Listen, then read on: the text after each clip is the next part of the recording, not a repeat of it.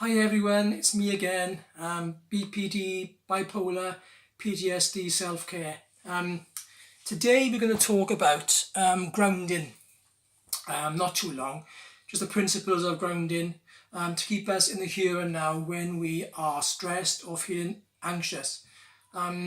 It does work. I'm pretty new to this. I've heard about it for some time now, and I first heard about it when I was in the admission ward in the psychiatric care some years ago.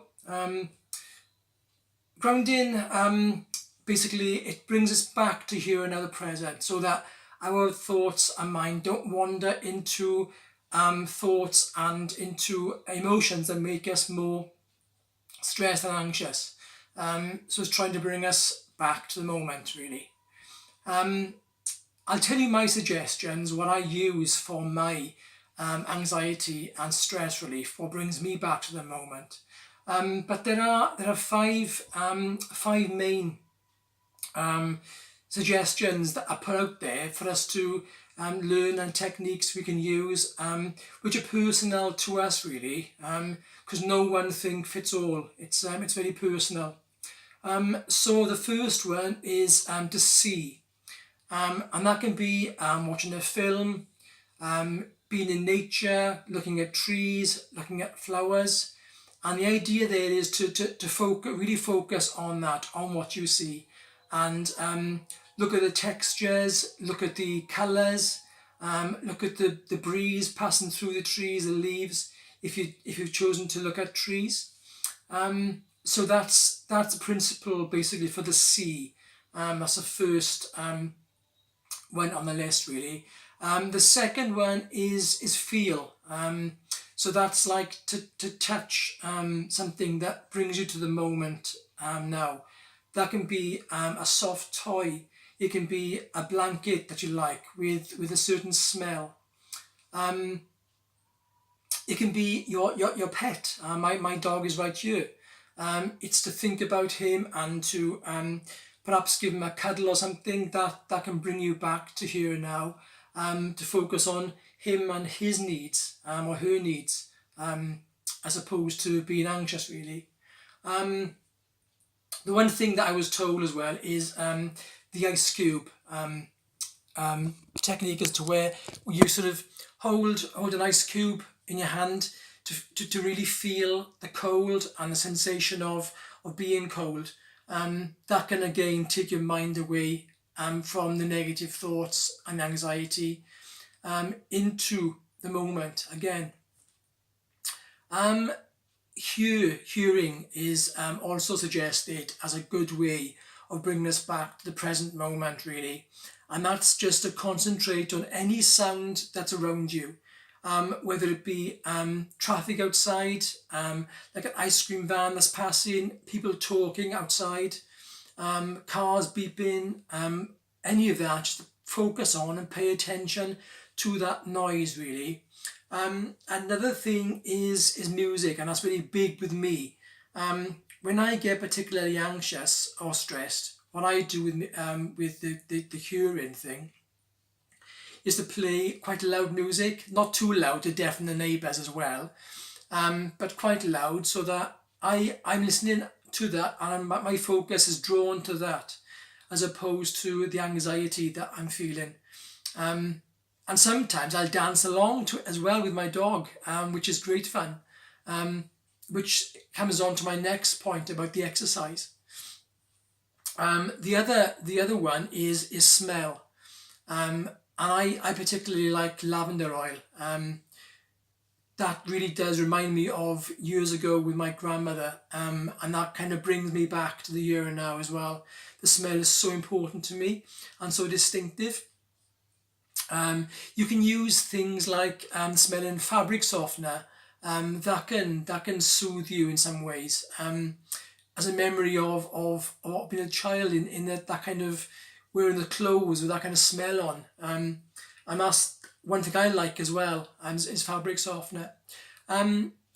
Again, scented candles are nice as well. Vanilla or or any kind really that you like, and just burn that and just take in the smells and the scents. But again, this is just suggestions really. Make it personal to you and your needs. Whatever smell suits you or that you like, you know. The other one is taste.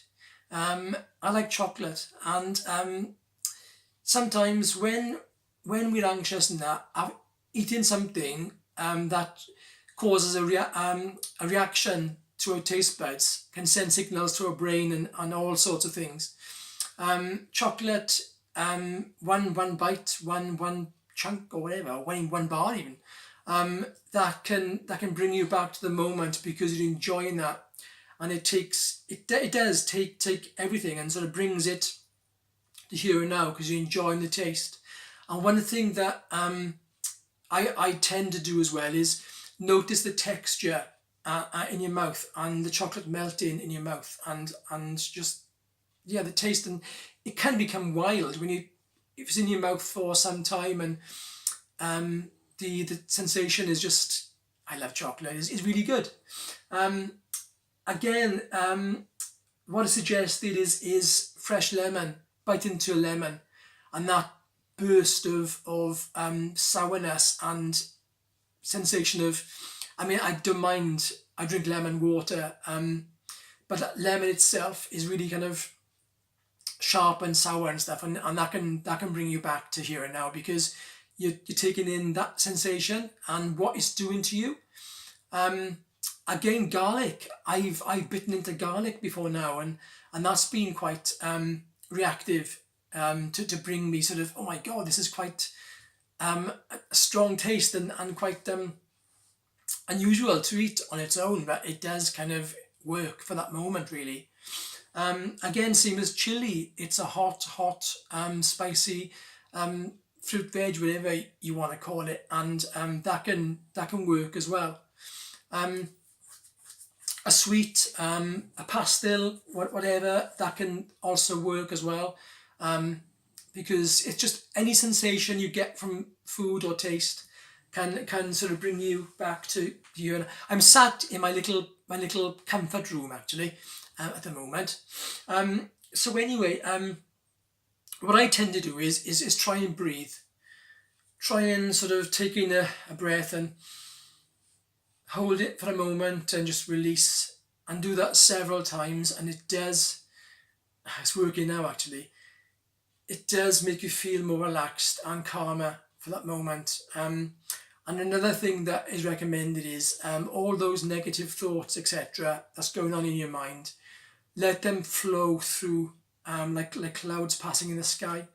Let them happen and don't fight them, because that will make things worse. Because if you tell yourself don't think of something, that thought will become worse and it will become more intensified. So let it pass. Let it pass. My suggestions, also, I dance to upbeat music when I feel a bit low or a bit anxious and that does give me an outburst of adrenaline and all the feel-good hormones, chemicals. I just move around, and I also tend to walk a lot as well. So when I'm feeling particularly anxious, I think just, okay, let's get out there and take the dog for a walk. On a power walk, 10 minutes, quarter of an hour, and that again can work wonders to bring you back as a grounding tool, really. What I also do as well is sometimes I'll just message a friend on Messenger or by text or something and start a little conversation going, because that can draw your attention to that as well, the interaction with somebody else as well, and talk to them, tell them how you feel, and they can support you if you're having a bad moment, you know. So basically grounding is anything that brings you back to the here and now. The texture thing, the tool I use sometimes is my little pebble, and this little pebble I made last year, and what I do with this sometimes, I to look at it, the shape, the formation, the texture and stuff, and I've got a little message on there which says you are awesome. So it's just a little a positive affirmation to myself, really, about about how important I am and what this little pebble can do. So I try and carry this or use it when I can. I also use as well a well-being journal, which is full of activities and things to do for that moment, really. Colouring in, writing a journal, anything at all you want to do. It's totally personal to you, and that's good. And another thing that I use as well is a guide for the advanced soul. And in this book, there's just simple quotes you can use every day or for that moment, and that can sort of provoke positive thoughts as well. And I've got some stickies here to put me in mind of the ones I like, really.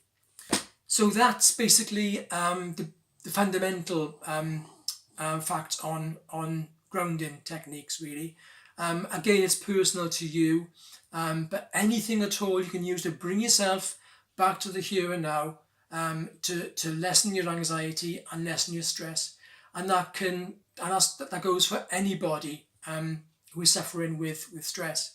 So I leave it there for now. I hope you've enjoyed this and it's covered a lot of things for you. The next video I'll make will be on distress tolerance. So tune in again, and thank you very much for watching. I appreciate that. Have a good day.